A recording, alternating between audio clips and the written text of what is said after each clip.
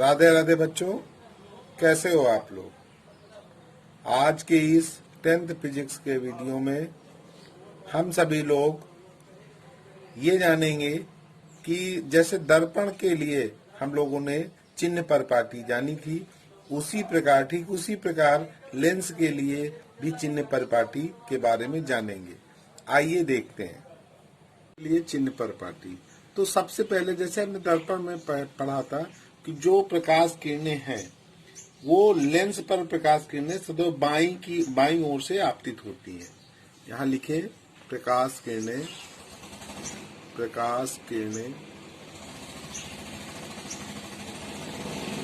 बाईं दिशा से आपतित होती हैं। ये पहला पॉइंट है। यही पॉइंट दर्पण के लिए भी था। अब दूसरा, इसको समझने के लिए देखिए, जो दर्पण में पड़ा था वही चीज, मान लीजिए एक हम ये लेंस ले लेते हैं, ये ले लिया हमने, ये उत्तल लेंस ले लिया, ये दिखा दिया हमने, उत्तल लेंस हो गया आपका, ये मुख्य अक्ष हो गया,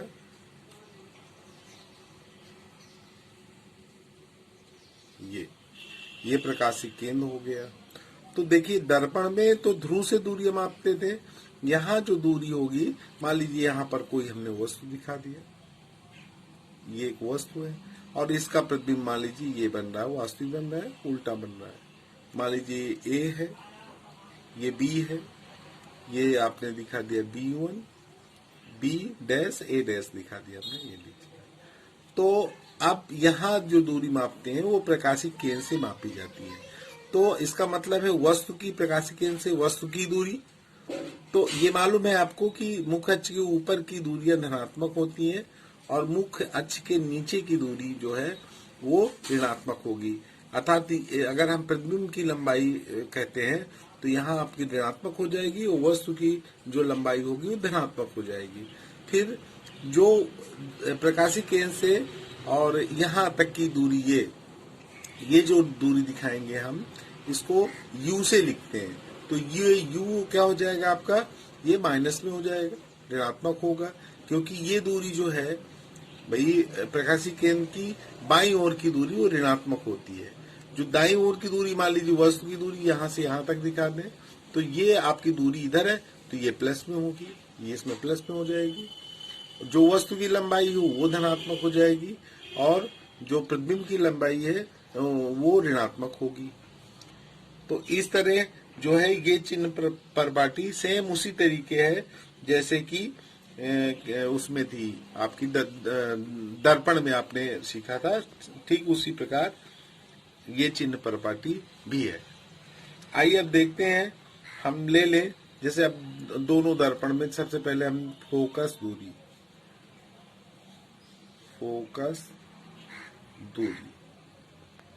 यहां हम लिख दे रहे हैं,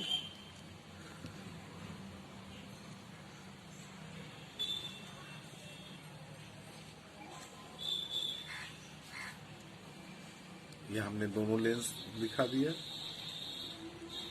यहां लीजिए उत्तल के लिए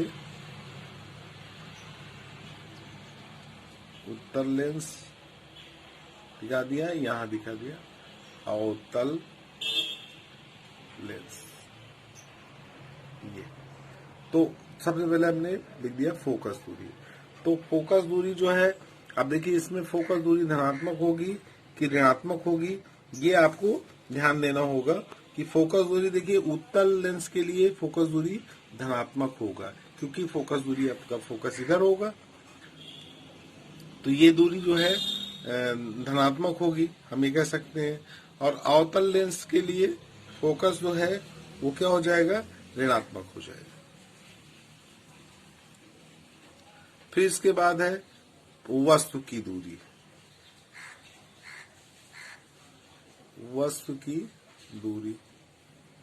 तो वस्तु की दूरी दोनों में क्या हो जाएगा, ऋणात्मक हो जाएगा। उत्तल के भी ऋणात्मक होगा और अवतल के भी ऋणात्मक होगा, क्योंकि बाईं ओर वस्तु हमारी जो है बाईं ओर वस्तु रखी जाती है, क्योंकि प्रकाश किरणें हमेशा जो है किस ओर से आती हैं, बाईं ओर से लेंस पर पड़ेंगी ये, तो ये आपतित किरण कहलाती है।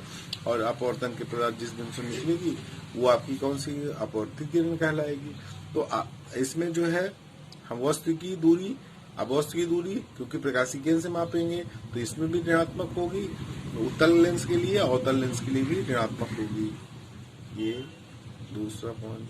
तीसरा, अगर हम वस्तु की लंबाई देखते हैं, वस्तु की लंबाई, तो वस्तु की लंबाई देखिए, अब ए बी वस्तु है तो इसकी लंबाई मुख्य अक्ष के ऊपर की ओर है, तो इसलिए इसमें भी धनात्मक होगा और इसमें भी धनात्मक होगा। ये तीसरा पॉइंट हो गया। अगर एक चित्र और दिखा दें, मान लीजिए अवतल के लिए भी दिखा देते हैं तो हमें लिखने में कोई दिक्कत नहीं है। मान लीजिए ये अवतल लेंस है और आपको इससे पहले बता चुके हैं, मान लीजिए ये आपका प्रकाशीय केंद्र हो गया, ये मुख्य अक्ष हो गया। यहाँ पर कोई वस्तु मान लीजिए ए बी, ये वस्तु रखी है ए बी, और एक किरण मुख्य अक्ष के समांतर जाती है और ये अपवर्तन के पश्चात यह कौन सा है, अपसारी लेंस है, इसलिए मुख्य अक्ष से दूर जाएगी अपवर्तन के पश्चात। और इसको जो है, और दूसरी किरण जो है कहाँ से ले जाएंगे, प्रकाशीय केंद्र से होकर जाएगी, सीधे निकल जाएगी। इन किरणों को हम बिंदुदार भागों से बढ़ाएंगे। मान लीजिए इसको बढ़ा देते हैं ये पीछे की ओर, तो ये जिस बिंदु से, मान लीजिए ये जिस बिंदु से होकर जाती प्रतीत होती है तो इसका फोकस हो जाएगा। तो ये यहाँ पर लंब डाल देंगे तो ये प्रतिबिंब वास्तविक आभासी प्रतिबिंब बन रहा है, सीधा बन रहा है, छोटा बन रहा है वस्तु से, हमने डाल दिया A1 B1। तो अब हम लिख सकते हैं जैसे वस्तु की अब वास्तविक प्रतिबिंब की दूरी, तो देखिए वास्तविक प्रतिबिंब की दूरी, अब वास्तविक प्रतिबिंब अगर बन रहा है, मान लीजिए ये वास्तविक प्रतिबिंब है तो इसमें भी दिखा दें, मान लीजिए यही आपतित किरण, हमने इसको आगे बढ़ा दिया और ये फोकस से होकर निकल जाएगी, ये हमने दिखा दिया ऐसे, ये फोकस से होकर निकल गई। दूसरी किरण हम प्रकाशीय केंद्र से ले जाएंगे, ये यहाँ से ले जाती है, मान लीजिए ये ऐसे निकलेगी, और दूसरी जो है प्रकाशीय केंद्र से होकर जाएगी, ये प्रकाशीय केंद्र से होकर जा रही है। और ये क्योंकि हम प्रतिबिंब पहले से बना चुके हैं तो ये जहाँ पर एक दूसरी, ये प्रकाशीय केंद्र से होकर जा रही है, अपवर्तन के पश्चात ये ऐसे निकल जा रही है, और ये एक दूसरे को इस बिंदु पर काट रही है, A1 पर काट रही है, लंब डाल देंगे तो ये प्रतिबिंब की लंबाई हो जाएगी, ये नहीं रहेगा। ये आपको प्रतिबिंब की स्थिति में बता चुके हैं, तो हम इसलिए इसको बता रहे हैं क्योंकि ताकि आपको दिक्कत न हो लिखने में। अब जैसे हमको लिखना है, अब ये वास्तविक प्रतिबिंब की दूरी, तो वास्तविक प्रतिबिंब आपका ये बन रहा है, तो वास्तविक प्रतिबिंब की दूरी जो है किसके लिए, आपको उत्तल लेंस के लिए लिखना है। अगर दूरी लिखना है तो इधर की दूरी हम किस में लिखते हैं, प्लस में लिखते हैं, तो ये प्लस में हो जाएगी। और अब इसमें देखिए ये इस वाले लेंस में इन्होंने कहा लागू नहीं है, ठीक है। आभासी प्रतिबिंब की दूरी देखते हैं, आभासी प्रतिबिंब की दूरी, तो आभासी प्रतिबिंब आपका ये बन रहा है, तो इसका मतलब ये कौन सा लेंस है, ये अवतल लेंस है। तो अवतल लेंस में क्या हो जाएगा, आपका ऋणात्मक हो जाएगा, और इसमें भी आपका ऋणात्मक ही होगा क्योंकि प्रतिबिंब इधर बनेगा। एक ही स्थिति इसमें आपने उत्तल में पढ़ा था, एक ही स्थिति आभासी बनता है, तो उसमें जब इस ओर दूरी हो जाएगी, क्योंकि हम बाईं ओर की दूरी ऋणात्मक चिन्ह से व्यक्त करते हैं, तो ये भी ऋणात्मक हो जाएगा, तो माइनस माइनस में दोनों हो जाएगा। फिर वास्तविक प्रतिबिंब की अगर लंबाई देखना है, वास्तविक प्रतिबिंब की लंबाई, तो वास्तविक प्रतिबिंब की लंबाई क्योंकि उल्टा बनता है, मुख्य अक्ष के नीचे बनता है, इसलिए माइनस में हो जाएगा, और इसमें लागू नहीं है, ठीक है ना। और आभासी प्रतिबिंब की लंबाई ये आपकी हो जाएगी प्लस में, और ये हो जाएगी प्लस में। तो ये जो प्रतिबिंब की स्थितियां हमने बताया था उसके अकॉर्डिंग हम ये लिख सकते हैं। ये चार्ट हमने बनाया है, इस पर आपको गौर करना है। इस दी गई सारणी में एक चीज आपको और स्पष्ट कर देना, जिससे ये लिखा है लागू नहीं है, तो इसका मतलब क्या है, जैसे वास्तविक प्रतिबिंब की दूरी कह रहा है, ठीक है ना। तो अब इसमें तो उत्तल लेंस में वास्तविक प्रतिबिंब धनात्मक हो गया, क्योंकि वास्तविक प्रतिबिंब की दूरी आपकी दाईं ओर है तो धनात्मक लिख दिया। और इसमें लागू नहीं क्यों लिखा गया है, क्योंकि अवतल लेंस में देखिए हमेशा कैसा प्रतिबिंब बनता है, आभासी प्रतिबिंब बनता है और छोटा बनता है वस्तु से, इसलिए लागू नहीं लिख दिया गया।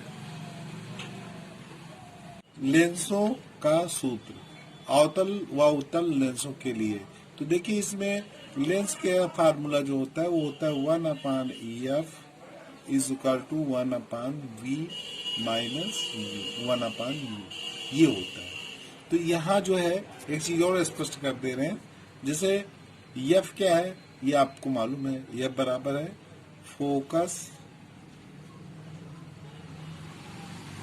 दूरी, फोकस दूरी प्रकाशीय केंद्र से फोकस तक के बीच की दूरी को फोकस दूरी कहते हैं। V क्या है, प्रतिबिंब की दूरी। U क्या है, वस्तु की दूरी